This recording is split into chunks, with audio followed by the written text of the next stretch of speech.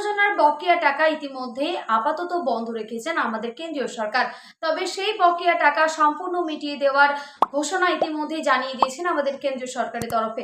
আপনাদেরকে এই ভিডিওর মাধ্যমে সমস্তটাই জানাবো আবাস যোজনা প্রকল্প নিয়ে, এবং যারা নতুন উপভোক্তা মানে এখনো পর্যন্ত হয়তো আবাস যোজনা প্রকল্পের নাম নথিভুক্ত করতে পারেননি, তারা কবে থেকে করবেন, অনলাইনে কবে থেকে এই আবেদন প্রক্রিয়াটি চালু হবে এবং আপনাদের গ্রাম পঞ্চায়েতের মাধ্যমেও করতে পারবেন কিনা, সমস্তটাই থাকবে আজকের এই ভিডিওতে।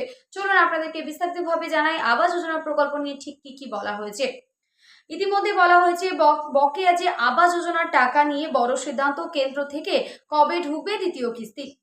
প্রধানমন্ত্রী আবাস যোজনা বা গ্রামীণ আবাসন প্রকল্প বকেয়া টাকা দ্রুত পাওয়ার লক্ষ্যেই এবার সরকার দ্বারস্থ হলো রাজ্যের বর্তমান ডাবল ইঞ্জিন সরকার।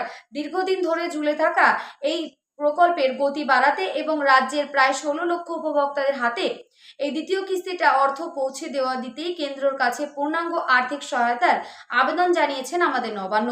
প্রশাসনিক সূত্রে খবর, কেন্দ্রের সবুজ সংকেত মিললেই সরাসরি উপভোক্তাদের ব্যাংকের অ্যাকাউন্টে টাকা পাঠানোর প্রক্রিয়া চালু হয়ে যাবে। এবং বলা হয়েছে, উল্লেখ্য কেন্দ্রীয় সরকার এই মেগা প্রকল্পটি অতীতে রাজ্যের বাংলার বাড়ি প্রকল্পে নামে ঘোষণা করা ছিল বা পরিচিত ছিল। তবে তৎকালীন তৃণমূল সরকার এবং কেন্দ্রীয় সরকারের যে সংঘাতের জেরে এই প্রকল্পের বরাদ্দ বন্ধ হয়ে যাওয়ার রাজ্যের গরিব মানুষের পাকা বাড়ির স্বপ্ন বড়সড় ধাক্কা খায়। সেই সময় রাজ্যে যে নিজস্ব তহবিল থেকে 60,000 টাকা করে প্রথম কিস্তি দিয়ে প্রকল্প শুরু করলেও দ্বিতীয় কিস্তির বিশাল অঙ্কের টাকা জোগাতে গিয়ে চরম হিমশিম খেতে হয়েছিল প্রশাসনকে। ফলে রাজ্যে যে লক্ষাধিক উপভোক্তা রয়েছে, বাড়ি নির্মাণের কাজ মাঝপথেই থমকে রয়েছে। 2022 সালের 9 মার্চ থেকে কেন্দ্রীয় নির্দেশিকা অনুযায়ী এই প্রকল্পের আর্থিক বরাদ্দ পুরোপুরি বন্ধ হয়ে যায় এবং এবার যে রাজ্যের রাজনৈতিক পট পরিবর্তনের পর এই বিজেপি সরকার ক্ষমতায় আসার পর থেকে আটকে থাকা প্রকল্পগুলি দ্রুত সম্পূর্ণ করতে নতুন প্রশাসন বিশেষ তৎপরতা শুরু হয়েছে।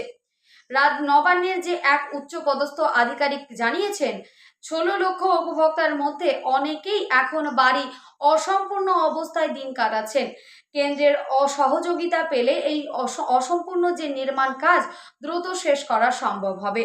আরও আপনাদেরকে জানাবো, শুধু টাকা চাওয়াই নয়, এই প্রকল্পের স্বচ্ছতা আনতেও কড়া নির্দেশিকা জারি করেছেন আমাদের কেন্দ্রীয় সরকার। এবং বলা হয়েছে, প্রতিটি জেলা প্রশাসনকে উপভোক্তাদের তালিকা পুনরায় যাচাই করার নির্দেশ দেওয়া হয়েছে এবং ভোটার তালিকা থেকে বাদ নাম পড়া এবং এসআইআর এর যে অমিল থাকা আবেদন এবং উপভোক্তাদের বিরুদ্ধে ওঠা বিভিন্ন অভিযোগ পুঙ্খানুপুঙ্খভাবে খতিয়ে দেখার পরে চূড়ান্ত তালিকা তৈরি করা হবে।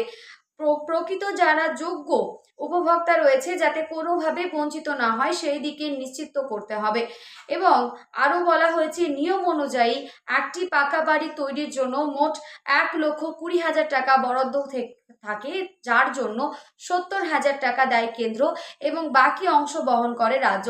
এতদিন রাজ্যের নিজস্ব অর্থেই প্রকল্প চালিয়ে গেলেও এবার রাজ্য এবং কেন্দ্র সমন্বয় ঘটিয়ে কাজ সম্পূর্ণ করার পথে এগোচ্ছেন প্রশাসন।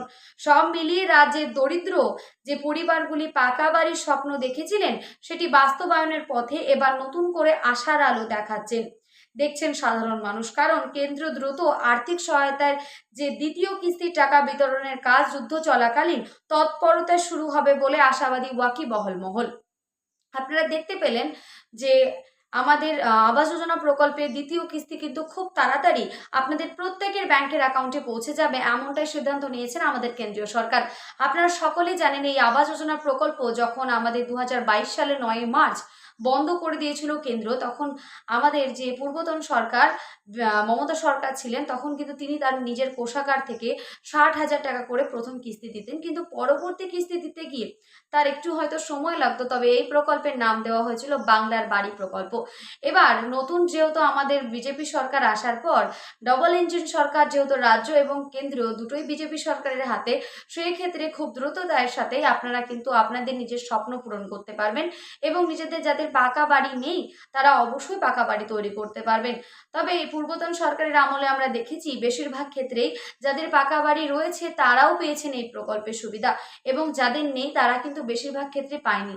তবে বিজেপি সরকারের আমলে এমনটা না হওয়ার সিদ্ধান্তটাই বেশি, কারণ তারা সমস্তটাই খতিয়ে দেখিয়ে তারপরেই কিন্তু এই প্রকল্পে টাকা দেওয়ার সিদ্ধান্ত নিয়েছেন।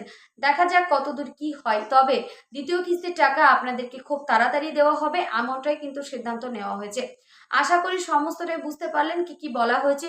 যদি কারো কোনো রকম কোনো প্রশ্ন থাকে বা কিছু জিজ্ঞাসা করা থাকে, অবশ্যই কমেন্ট বক্সে জানাবেন। দেখা হবে নেক্সট কোনো ভিডিওতে। ততক্ষণ সুস্থ থাকবেন, ভালো থাকবেন।